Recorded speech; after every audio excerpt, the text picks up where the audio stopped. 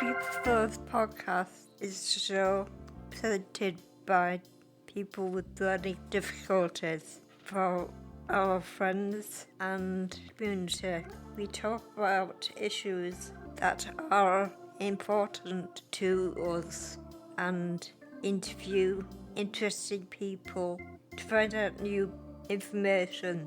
This is our way to make a difference and have our voices heard.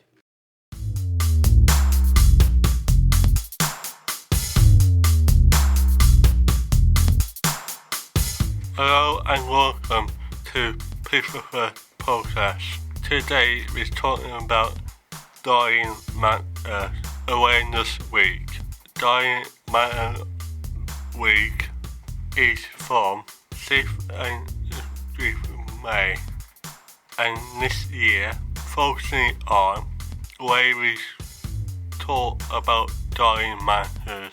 Here to tell us more information, Heather and Sandeep. Welcome to you, both of you. Thank you for coming on the show. Could you explain your job roles? So hello, thank you for having me on the podcast. So I'm Sandeep, one of the nurses who works in the Learning Disabilities Community Team at Waterloof's Health Centre. So my job role is I support people with learning disabilities, their families and carers, in a nutshell, to live their life to the full potential. Hi, my name's Heather. I also work with Sandeep as a nurse with the Community Learning Disabilities Team, and I work across Airedale, Wharfdale, Craven and Bradford. What is Dying Matter Week and why it is important? So Dying Matters Week is something that was set up by the hospice movement in the UK, and it is to raise the profile and get people to start talking about dying matters. Talking about death and dying can be quite difficult, but it's something that we need to do more often. It is important because it is something that affects us all at some point. Every year, people around the UK use the Dying Matters Awareness Week as a time to encourage all communities to get together in whatever works for them. The Learning Disability Team are interested in looking at the different ways we can help support people with learning disabilities and their families and carers start conversations and have a better understanding of the things that are important to them. We are always looking to talk to people with learning disabilities and their families and carers who may have any ideas of support that can be improved. Can you explain why it's important for people with learning disabilities to talk about death and dying? Thank you for the question. That's a brilliant question. I think having open and honest conversations with people with learning disabilities around death and dying can reduce fears and anxieties, both for patient and their families, and it can also help care workers to provide the care in a more person-centred way, and that'll meet patients' needs and preferences. Having open and honest discussions around death and dying with somebody, we can make sure that person's end-of-life wishes are recorded and are fulfilled at the end. And it's also a way of preparing somebody for the difficult situations that are going to come across in their life, and we all cope better with those situations if we had a time to prepare for it. Is there any kind of activities or events planned for Dying Matter Week? Thank you for the question. So this year there are a couple of pop-up stalls planned by the Learning Disability Team and other healthcare workers. There is one stall at Airedale Hospital on the top landing at entrance C on Thursday the 9th of May from 10 a.m. to 4 p.m. and one at Bradford Royal Infirmary on Tuesday the 7th of May. There will be the opportunity to talk to nurses who care for people who have experienced a friend or relative that has died or are wanting to make plans for the things they would like at the end of their own lives, or just to come and chat about anything you may be worried about and want to have a general idea about the Dying Matters event. There will also be easy read information and leaflets, and we're also going to have a raffle.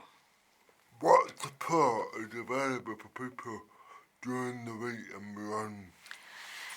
During the week, as Heather's already talked about all the events that are happening across Airedale Hospital and at Bradford Royal Infirmary, so anybody can come and attend those and talk to the professionals there. Beyond this week, we do have our specialist palliative care teams. We have our education team who go out and provide education around end-of-life care and advanced care planning.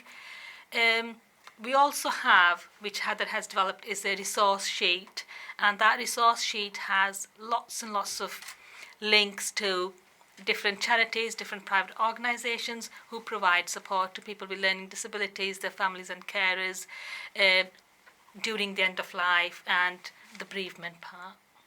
What are the common problems or fears about death? How will Dying Matter Week address them? Okay, thank you. So I think one of the important things for us, for the Dying Matters, I think it's important to discuss things with the words that people understand. Sometimes people may worry about finding someone to talk to. The Dying Matters events provide a time to chat with people who can answer questions. Some people worry about their friends and family when they are no longer here and wonder who will help them to cope. Dying Matters events can help put you in touch with people who offer support. The aim of the Dying Matters is to encourage people to talk about the things they may be worried about. It doesn't matter what your questions or worries might be, there are people out there who can help. Talking about Dying Matters can help someone who may be very unwell, or a family member or a friend who is unwell, feel better and understand what is happening. They can talk about things that they may be worried about for themselves or others, and it can be a time to make plans for what's important. What role do after workers play during Dying Matters Awareness Week, and how do they support people? Thank you. So during the Dying Matters Week, healthcare workers and health professionals can engage with the people with learning disabilities and their families and carers, engage them in the conversations to help them plan for their end-of-life care. This may include discussing their preferences for palliative care, any pain management, any spiritual care needs that they may have. Healthcare workers can also support patients in making advanced care planning decisions, which is a legal document where you can outline your preference for your end-of-life care. And they can support families and carers where a patient is unable to make those decisions for themselves.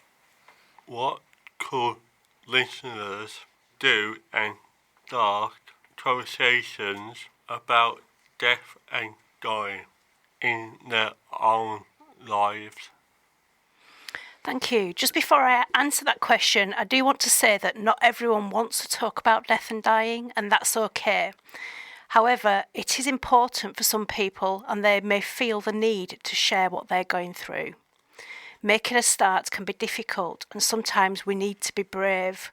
Listeners can make a start by telling someone, maybe a friend, a relative, or even a support worker, a nurse or a doctor, they are wanting to talk about death and dying matters. There is lots of help on the internet when you want to make a start. Hospices in the UK are a great way to get help and information. In this area we have Manorlands Hospice that is run by Sue Ryder or Marie Curie. If this is something that you are going through at the moment and feel you need help, reach out and get in touch with a healthcare professional who will put you in touch with someone. Your GP will be able to help with this. What is your favourite part about your job? My favourite part of my job, I think coming here today, this is the favourite part of my job. I think it's just working with people and coming and face to face and talking to people. and the families and the carers, and advocating on their behalf and help them, support them to live their life to the fulfillment and to their full potential. I think pretty much on the same lines. I think coming here and having the opportunity to come and reach out to people and help people every day with things that, some people find all the things a lot easier, but I think sometimes people with learning disabilities struggle a little bit, and I like the opportunity to be able to come and help people. Looking ahead, what is the goals for the future for dying matter awareness? Thank you. So the goal of Dying Matters is to ensure that everyone affected by death, dying and bereavement gets the care and support that they need and when they need it. People with learning disabilities have sometimes in the past not had their voices heard when experiencing bereavements or making decisions about their own care at the end of life. It is really important that this changes. If you would like to be part of the Dying Matters events in the future and have your voice heard, you can make contact with the Learning Disability Nurses Community Team and get involved. This is all the time we have for today on this week's episode. We'd just like to thank Heather and Sandeep again for coming on the show and talking to us about Dying Matters Awareness Week and then the Dying Matters campaign. This is a but important topic that all we need to talk about. Do either of you have anything to add before we end the show? I'd just like to say, keep up the good work, guys, doing your podcasts and getting all the information out there to everybody that's relevant and that everybody needs. Well done. Thank you for having us. Remember to comment, like, share on Facebook, Instagram and Twitter. You can find it by searching People for Podcast. Thanks for listening and we'll see you next time.